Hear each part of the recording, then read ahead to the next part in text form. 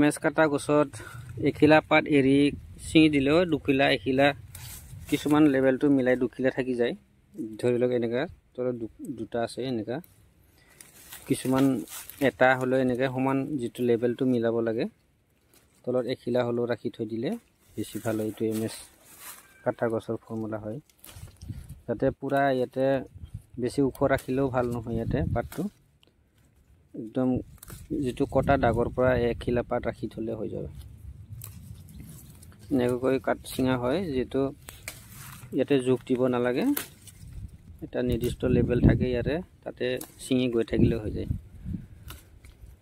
কিন্তু LP আৰু DS কাটা গছত যিহেতু টেবুল নাথাকা হৈ যায়, সেইকাৰণে টেবুলৰ কাৰণে আমি জোখ ল'ব লগা হয়। লাঠি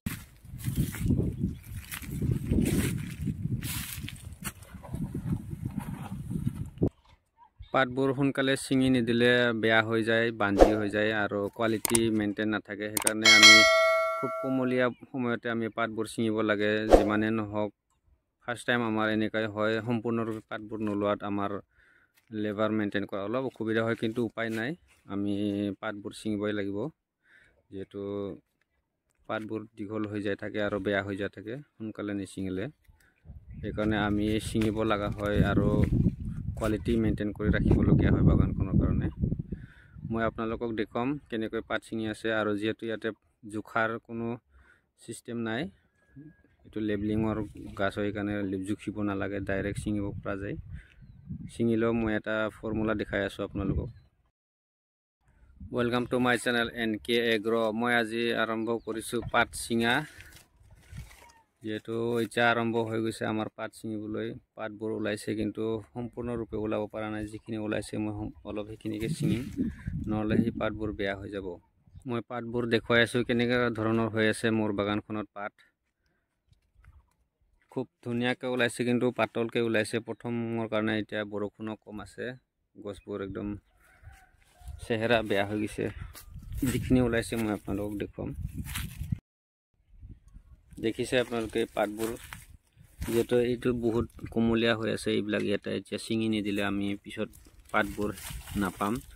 এইবিলাক পুৰঠ হ'বলৈ ধৰি আছে, এইবিলাক ছিঙিব লাগিব। সেইকাৰণে কমকৈ ওলালেও পাতবোৰ ছিঙিব লাগিব। ইয়াতে ওলোৱা নাই, নেক্সটত ওলাইছে, এইটো ওলাইছে পাত, এইবিলাক বাছি বাছি ছিঙিব লাগিব। এইবিলাক আজিৰ ভিডিঅ'টো খুবেই ইণ্টাৰেষ্টিং হ'বলৈ গৈ আছে। যিহেতু মই আজি ৩-৪ মাহৰ মূৰত পাত ছিঙিবলৈ ওলাইছোঁ। পাত আমাৰ যিমানেই নহওক কিয়, প্ৰথমতে মই যিখিনি নোলালেও মোৰ যিহেতু ফূৰ্তি লাগি আছে, কাৰণ ৩-৪ মাহৰ মূৰত মই পাত ছিঙিব পাই আছোঁ। আৰু আমাৰ ইয়াতে যিটো একমাত্ৰ জীৱিকা হিচাপে আমাৰ চাহ খেতিতে আমি নিৰ্ভৰ কৰা নিচিনা হৈ আছে। আৰু আমাৰ লগতে লেবাৰবিলাকৰো আমাৰ অসুবিধা হৈ যায়। যিহেতু কাম বন নোহোৱা সময়ত যেনেকুৱা অসুবিধাৰ সন্মুখীন হয়, তেওঁলোকো আমাৰ জৰিয়তে তেওঁলোকো 2-1 টকা পইচা ইনকাম কৰিবলৈ পায়। আমিও তেওঁলোকৰ ওপৰত নিৰ্ভৰ কৰোঁ। যিহেতু লেবাৰ নাথাকিলে আমাৰো চাহপাত খেতি মানে কোনো মূল্য নোহোৱা নিচিনা অৱস্থা হৈ যায়। সেইকাৰণে মই আজি বহুতে সুখী হৈ আছোঁ। যিহেতু 3-4 মাহ পূৰা বন্ধ হৈ আছিলে কাম কাজ, এতিয়া পাত ছিঙিব ওলাইছোঁ। যিয়ে নহওক আজি মই অলপ ইণ্টাৰেষ্ট পাইছোঁ, মনটো শান্তি লাগিছে। যিহেতু ইনকাম আমাৰ একো নোহোৱা হৈ আছে, সেইকাৰণে চাহপাতৰ পৰাই আমি যি 1 টকা পাওঁ সেইখিনি আমাৰ যথেষ্ট হৈ যায়। পাত আনি পেলাই ৰাখিছে আমাৰ ল'ৰা দুজন। এয়া কি ধুনীয়া পাত ওলাইছে। মই বৰ্তমান কেমিকেল একো স্প্ৰে কৰা নাই। ফাৰ্ষ্ট টাইমত মই কেমিকেল স্প্ৰে কৰা নাই একো। ইয়াতে আমাৰ পানী চানী অলপ অসুবিধা হয় ঔষধ মাৰাৰো, সেইকাৰণে মই কেমিকেল স্প্ৰে কৰিব পৰা নাই। এইটো পোকে ধৰিব খুজি আছে, ইয়াৰো এটা ঔষধ আছে, মই পিছত আপোনালোকক দেখুৱাম।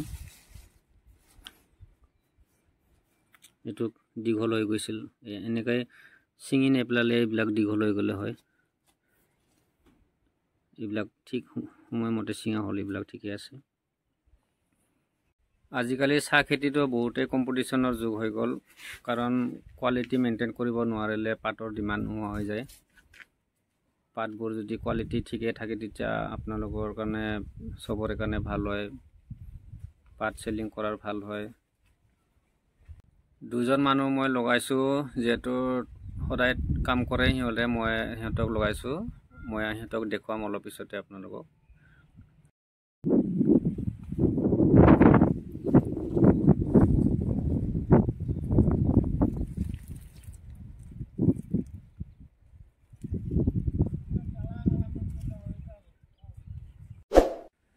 এনেকৈ ইণ্টাৰেষ্টিং ভিডিঅ' চাই কেনে পালে জনাব কমেণ্টত জনাব আৰু চেনেলটো ছাবস্ক্ৰাইব কৰিবলৈ নাপাহৰিব লাইক কৰি দিব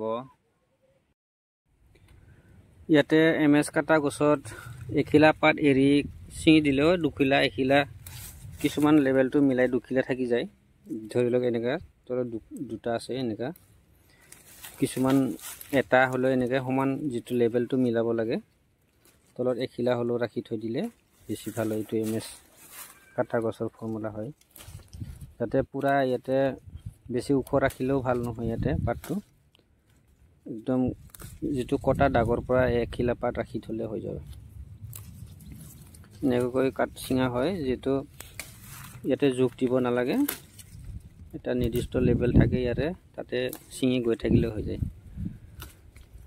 কিন্তু LP আৰু DS কাটা গছত যেটো টেবুল নাথাকা হৈ যায় সেই কাৰণে টেবুলৰ কাৰণে আমি যোগ লব লগা হয় লাঠি বা লাঠি বনাই কোনে যোগ দিব লগা হয় আমাৰ এটো MS ত নালাগে MS আৰু আনপুন গছত নালাগে যোগ দিব যিকোনো নিৰ্দিষ্ট এটা টেবুলৰ পৰা এখিলা দুখিলা পাত মিলাই কোনে সিঙি দিব লাগে সমান হৈ যায় ঠিক তেনেকা দেখিছে আপোনালোকে এয়া তো লেভেলত সিঙি যাব লাগে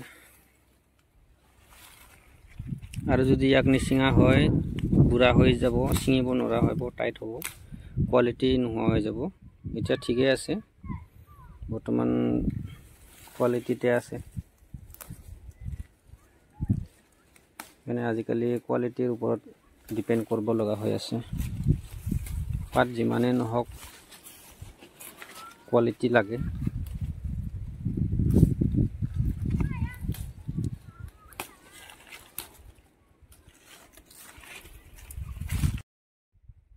দুজনে সিঙি আছে আমাৰ